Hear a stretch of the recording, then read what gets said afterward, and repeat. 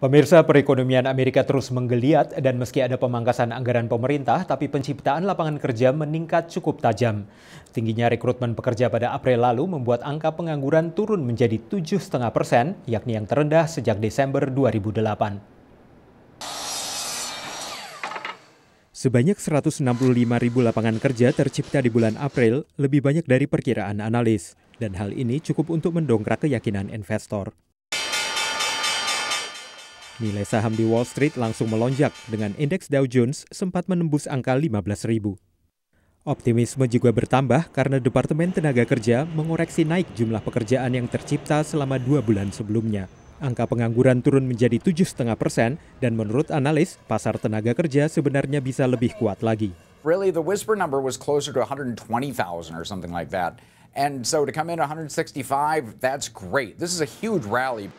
Rekrutmen tenaga kerja terjadi di semua bidang, terkecuali sektor manufaktur yang tidak bertambah.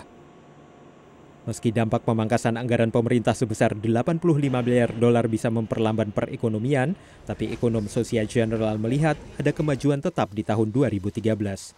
As we get sort of through the worst of the fiscal restraint and put that behind us, by the second half of the year, I think we'll be back to sort of private sector fundamentals, what's going on in the private economy. And there I actually do see a fundamental improvement.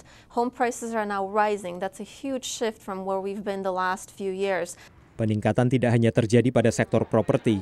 Survei baru oleh Asosiasi Bisnis Ekonomi Nasional Amerika menunjukkan 40% pemilik usaha berencana mengembangkan bisnis mereka pada tahun ini.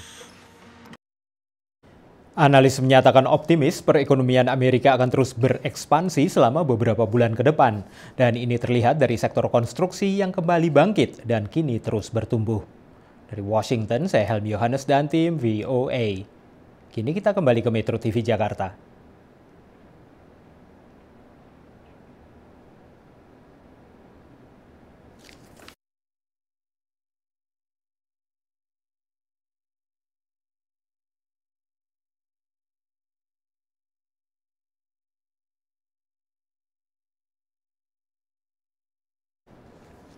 Pemirsa, perekonomian Amerika terus menggeliat dan meski ada pemangkasan anggaran pemerintah, tapi penciptaan lapangan kerja meningkat cukup tajam. Tingginya rekrutmen pekerja pada April lalu membuat angka pengangguran turun menjadi 7,5%, yakni yang terendah sejak Desember 2008. Sebanyak 165 ribu lapangan kerja tercipta di bulan April, lebih banyak dari perkiraan analis. Dan hal ini cukup untuk mendongkrak keyakinan investor. Nilai saham di Wall Street langsung melonjak dengan indeks Dow Jones sempat menembus angka 15.000.